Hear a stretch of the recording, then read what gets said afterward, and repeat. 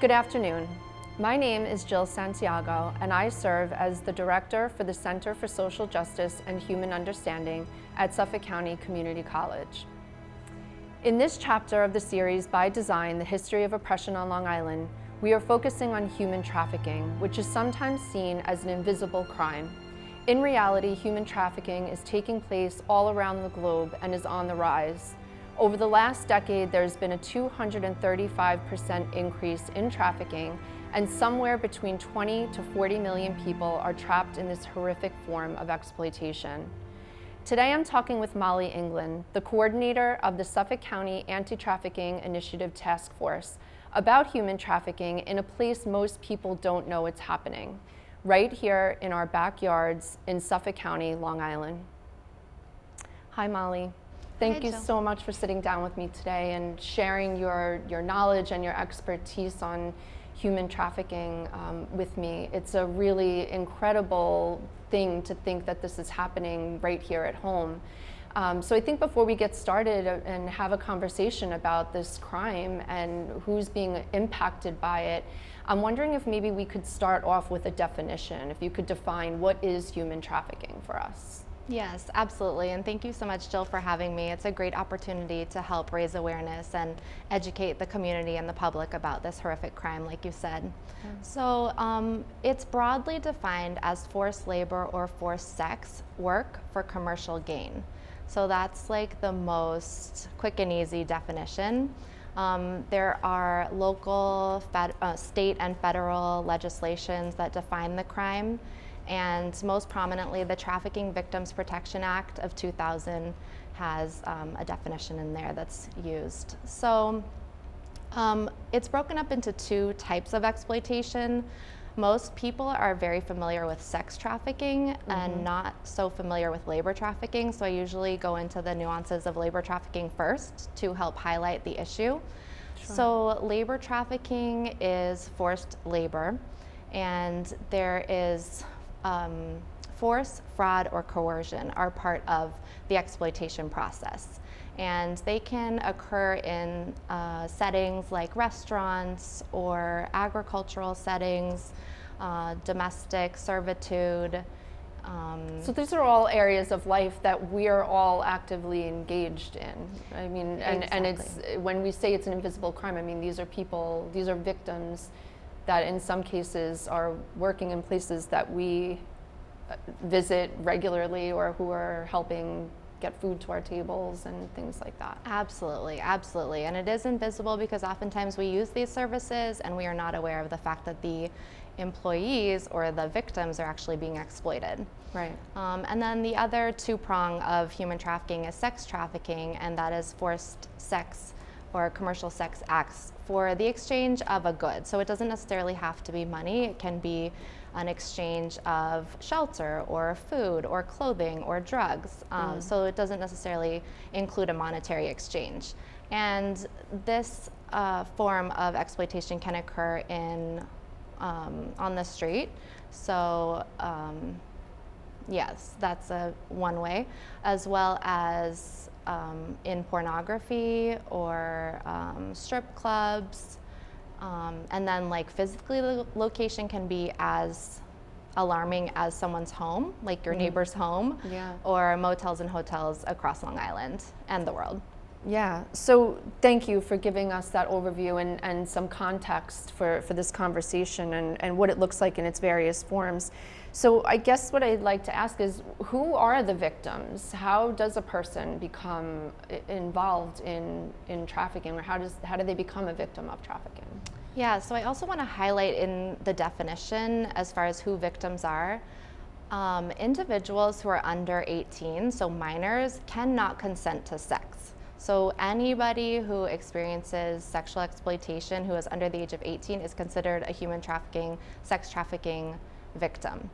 And that is really important to highlight because there have been cases in the past where children are not considered victims, and so it's really important to remember that. I also want to explain one more definition, sorry to go back, but commercial sexual exploitation of children is another term that you may hear, otherwise known as CSEC. And this is a broader term, so sex trafficking of minors falls under this umbrella term. So I just wanted to take a moment to define that. But as far as who is affected by this form of exploitation, it really can be any age, any aged person, any racial identity, any gender, any ethnicity, and also any immigration status, any person with a variety of immigration statuses or from any country. However, there is a very important aspect of this that we need to understand, which is that there are individuals who are particularly vulnerable to this form of exploitation. And those are individuals who are generally discriminated against. So the LGBTQIA youth community in particular, individuals who have unlawful immigration status, individuals who have a disability, individuals who live in communities that experience generational trauma, individuals who have a lack of resources economically, and so on and so forth. So it's vulnerable really about communities. I was going to use that exact word. This is about really the common theme there is that these individuals have some type of vulnerability that makes them easier to target and abuse in this way. I think that there are most people think of perpetrators as strangers, right? That's another one of these kind of misconceptions that we have. So who are the perpetrators usually of these crimes? Yeah, so great question. The perpetrators, and at least I'm going to speak most locally because that's what I know best is what we're doing in Suffolk County to address human trafficking. So mostly the perpetrators are male generally, and they are domestically born, and they also live on Long Island. So these are our neighbors. Yeah, oftentimes people think that perpetrators and victims are foreign and that this is happening in other countries, but at least in our data, it is happening here by domestically born individuals to domestically born individuals. It's incredible. I came across a map of Long Island in my research of this subject, and it's an image of Long Island and kind of stick pins and all of the places around Long Island where trafficking has been reported. And it's astonishing because you look at where you live. I know I looked at where I live. I looked at our 3 campuses of the college, and it's everywhere. You're hard pressed to find any place on Long Island where you're that far away from it. Exactly. Yeah, can you talk a little bit about the numbers? I mean, what does it look like here? Yes, absolutely. So in 2018, it was an exciting year in Suffolk County because the inception of the Human Trafficking Investigations Unit for Suffolk County PD started. And this was the first of its kind in Suffolk County, and it was designed to address exactly that, human trafficking, and to really focus and have a designated unit to do this work. And they actually, prior to the inception of this unit, 18 months prior, there were no sex trafficking investigations.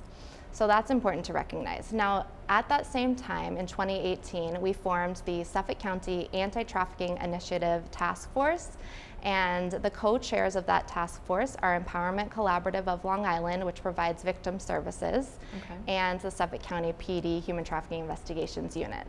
So it's really exciting because now we have a collaborative approach to address human trafficking in Suffolk County. Since we started collecting data, which was around the time of 2018, we have served over 300 human trafficking survivors in Suffolk County. Wow. And we have arrested over 50 traffickers. That's incredible. Yes, and over 40 cases have gone to the district attorney and have been prosecuted. Those are staggering numbers when you think about it, and what you're saying prior to these organizations or these bodies being in place, to think about how many cases have just gone uninvestigated, unreported, because there was nobody doing the work. So this is really, really incredible news to hear that since 2018 we're actively engaged in trying to stop this crime. So those are incredible numbers to think about, all of those victims that organizations like yours have been helping. And even when we think about that number, 20 to 40 million people that are victims to human trafficking globally, But sadly, we know that that's probably not accurate. I mean, you know, the numbers that you're talking about in Suffolk County alone just blow your mind, but we know that it's probably much, much more than what we even have data for. Yeah. Can you talk about that? You know, why is it so underreported? What are the fears and you know, the things that prevent people from coming forth to talk about this? Yes, absolutely. So definitely they say it's an invisible crime, and that is because, first of all, nobody is aware that it's happening, or very few people in some communities are starting to become more aware that it's happening. But secondly, it is not that straightforward of how we address this issue. So I mentioned the formation of the task force, and this is really vital to anti-trafficking work because it needs to be done holistically and collaboratively from a very robust standpoint of many different agencies providing all of the services that are needed to really make a dent in trafficking that is occurring. There's so many reasons why victims may not come forward, and I use the term victims and survivors interchangeably here, but really a victim is someone who has not yet left their trafficker and is still experiencing the exploitation. Right. So normally, let's say for example, there is a trauma bond with the trafficker. So oftentimes we think of this situation as something that is forced in terms of physically forced.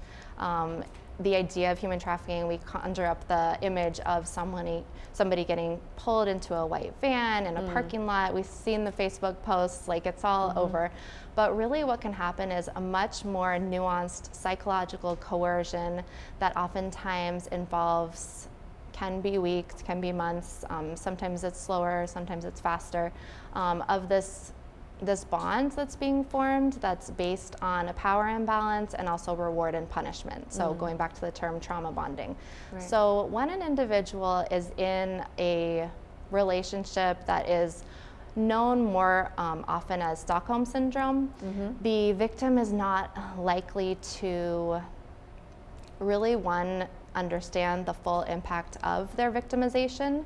So we think, you know, why don't you just leave? And you're obviously being held against your will. It seems kind of straightforward to somebody on the outside, but many times we see that these individuals consider this person their boyfriend, or this person is a family member who they trust. And so oftentimes, going back to who is victimized, like many times these individuals have experienced trauma from a very young age, sexual abuse, physical abuse, emotional abuse, and just many of the types of traumas that can occur in childhood. And so that can make it harder to form relationships that are based on what we would think of as healthy and productive relationships, where it's based on trust and love. So if the relationship is a trauma bond relationship, then leaving really isn't something that's readily considered. Right. And so it's hard for the public to understand, but disclosure cannot be our goal because one, individuals may not even consider themselves a victim, and two, if we come at it from a standpoint of you need to disclose and I will help you leave the situation, that might not be where the person is at. So we use a trauma-informed approach to truly understand where the victim is at that moment and to go from there based on what their needs are. So it may be offering food and shelter first, and then many months down the line really getting to the root issue. Right. So you mentioned before services that organizations like ECLI provide. Can you talk a little bit about that? What kind of services do victims and survivors need in this process? Yeah, absolutely. They need, generally survivors need somewhere where they feel safe. So the first thing that is most important is to be able to provide a safe space. Somewhere where an individual feels comfortable to open up, and situations where they can trust you. And that can be difficult for people to understand, because if you're providing housing or you're providing resources and it seems on paper to be very helpful, if the individual doesn't trust you, and not to mention if they feel like if they did seek services there would be retaliation from the trafficker or from their family member who's doing the exploitation, there's a lot of reasons why not to come forward. Another aspect that I didn't mention is forced criminality. So oftentimes traffickers are smart to know that if they if they induce the victim into an act that is illegal, then they will be the ones that will be culpable as opposed to the trafficker. Like, for example, renting or buying a car in the victim's name and then doing something illegal with that car. So the services need to be very robust. So at ECLI-VIBES, we offer counseling services, we offer legal services, advocacy services, we offer food and clothing and housing and all sorts of services. Really, like whatever the client needs is where we start. Great. So we talked a little bit about some of the misconceptions about how human trafficking is portrayed in the media and in Hollywood.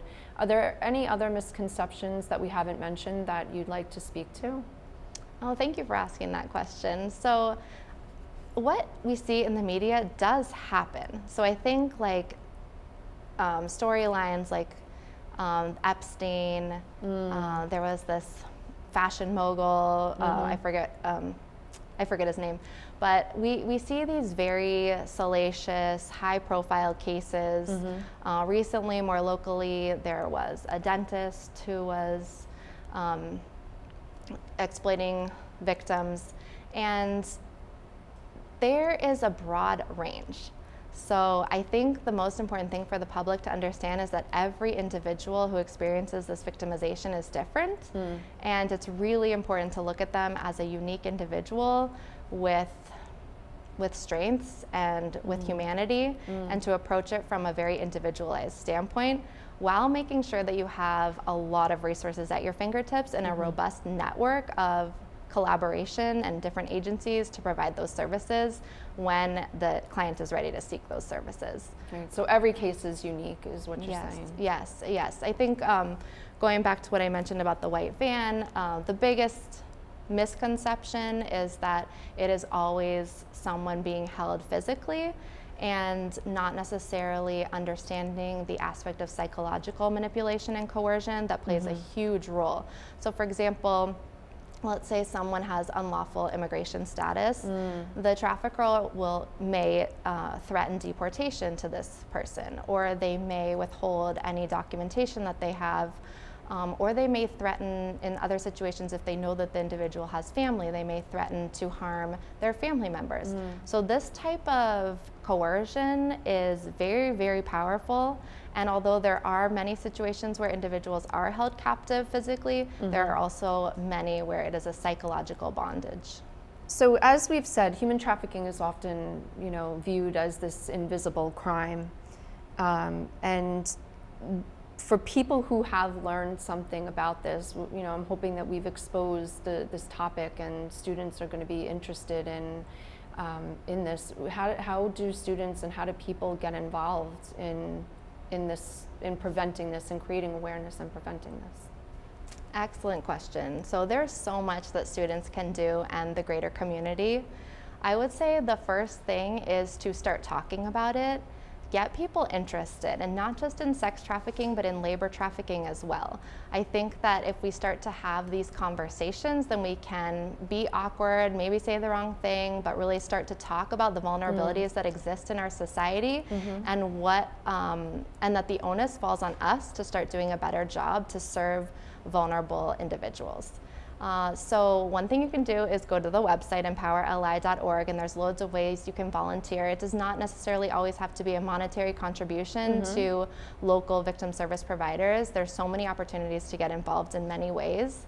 I think a lot of people really want to know the red flags and the indicators because they want to be knowledgeable about human trafficking. But like we said in the very beginning, vulnerable populations and vulnerable individuals are the most susceptible to this type of exploitation. So how do we build up communities so that individuals are less vulnerable to exploitation? How do we make sure that everyone has sufficient roofing over their heads? How do we make sure that LGBTQ youth don't want to run away because they don't feel supported in their homes?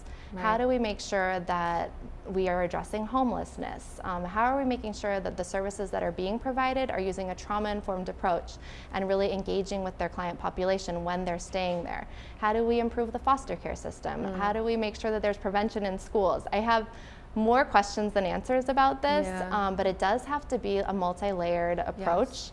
Yes. There's a lot of prevention that can happen in schools, but schools are inundated with so much already. So I think that if everybody does one simple thing, we have a survivor advisory board at ECLI, and they are the Human Trafficking Survivor Advisory Board, and one mission that they have is to make sure that everybody talks to somebody about human trafficking and helps to build that awareness, because too often we do hear, I had no idea it was happening in my community. What about for students that now understand that this is happening right here at home in their backyards? Are there things that people should be aware of, that people should be on the lookout for their friends or for other people that they have concerns for that might be vulnerable? Are there certain red flags or warning signs that people should be aware of? Yes, absolutely. So I would say the first thing to do is be a safe person, be a safe space, and know where to go for help.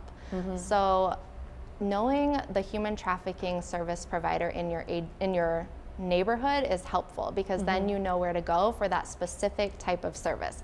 But that's after you've identified that it's happened. So first, I would say a few things to look out for that we talk about are, for example, if somebody has a lot of motel or hotel keys, that can be a sign of sex trafficking. If somebody's behavior dramatically changes from their affect that they normally had to something completely different, that can be a red flag. Somebody suffering from PTSD is the most common mental health concern that we have. Any form of trauma can be, not necessarily a sign that they're being trafficked, but that they're a sign that they're vulnerable. And so we need to make sure that we are creating safe, supportive spaces for these individuals. So let's say a student has a friend who's going through a really hard time, and you know for a fact that they've been spending a lot of time online, and they've met somebody who is making them feel really good about themselves. Like we're familiar with catfishing, like it's just important to have those senses of like, hey, this isn't like seeming like this is too good to be true. Things are not adding up exactly, the way that they should. Exactly. Yeah. Or like getting quick money. Like if you see someone struggling financially and they are offered like a quick fix to a financial burden. Like these can all be ways that traffickers prey on vulnerable individuals. Just making sure that you're somebody safe for them to come to is like the best thing you can do, and then knowing where to turn to get more support. Yeah. For example, also like if you're a teacher and you have like a rainbow flag to say you're a safe space for that person to come and share about their gender identity or their LGBTQ identity, then that can help give somebody a place to turn to. Maybe they don't feel welcome in their home, rather than going, outside of the home or the school and being perceived as vulnerable by a trafficker. Right. When we're thinking about human trafficking here on Long Island, I don't think that we can discount another major problem that's going on here, and that's the opioid crisis. So how do those two things intersect? I know that Newsday did some reporting on how the opioid crisis on Long Island is in fact fueling sex trafficking on Long Island. So can you talk a little bit about that? Yeah, I'm really glad we're discussing this. So a lot of what we're seeing is this intersection between substance use and human trafficking. So there's a few different ways that it can show up, but for example, sometimes the victim may not be interested in drugs and may have never tried drugs, but the trafficker will then introduce the victim to drugs and use it as a tool to manipulate and coerce the individual to do what they want so that they can get more drugs to the individual. Or they can use it as a form of torture, so like they could not give the victim drugs, and then that will cause withdrawals, and then this is a form of torture, abuse and torture, and so then they will do what they have to do to then get the drugs. The other situation will be someone who is using substances, and then the trafficker knows that and becomes the person that provides those substances, and so then there's a reliance on the trafficker for that. So it is complicated, and like I said, this has to be addressed holistically and collaboratively, so we work together. Also, we didn't really talk much about street-involved youth and gangs, and that's another issue that we have in Suffolk County. We as the task force, have so many important key players at the table. So in addition to the co-chairs, we also have the Suffolk County Sheriff's Office, we have the Suffolk County District Attorney's Office, we have victim service providers, local faith-based organizations, all doing the work to address this issue. Yeah, because as you've said, there's so many different layers to this, so you have to have all of those people at the table to find a way to create solutions and be good advocates for victims. Exactly. We know that there's been an increase over the last decade in cases of human trafficking, and I'm curious if social media has any impact on the data that's being collected right now. Is that one reason that we are seeing an increase? Yeah, I mean, definitely. Social media is not going away. It's only going to become more and more prevalent in how we communicate and interact in our society. Sure. And I think it's very important to put this at the forefront of our minds of how do we become aware of predators and perpetrators that are looking for victims online. So I'm talking about parents with children, or really anybody who's vulnerable. Like I mentioned earlier about the like quick fix to financial situations and anything that seems too good to be true, most likely it is. Department of Homeland Security has a great like 3-minute video that's for teens, and it shows a girl kind of saying online, you know, my parents suck, like I'm just like feel so alone, and like immediately, you know, somebody comes and says, well, I'm here for you and let's talk and we should meet up, and you know, it goes from there. So it can seem really innocuous at first. So I think the most important thing is for individuals to have, again, a safe, reliable, trusting person to connect with in person. So like if, you know, we are aware that our kids are spending time on social media, or that our friends are really going into a deep dive in social media, like, are we connecting with them physically? Are we asking them if they're okay? Do they feel comfortable coming to us and sharing what's going on in their lives to a trusted person? Because these perpetrators are looking for those vulnerable situations where individuals are expressing feelings of vulnerability, whether it's psychological, financial, whatever the case may be, not feeling welcome in their home, and they are capitalizing on that and providing that love, and providing that nurturing Support relationship that and people support. are craving. Yeah. Exactly. So we have to make sure that we are intervening and being proactive and preventative to providing safe, secure, supportive environments for everyone, you know, before that happens. Right. So I want to thank you. I want to thank you for talking with me today and sharing your insights. And I really hope that we've opened some minds and that people will look for the resources that are available to them.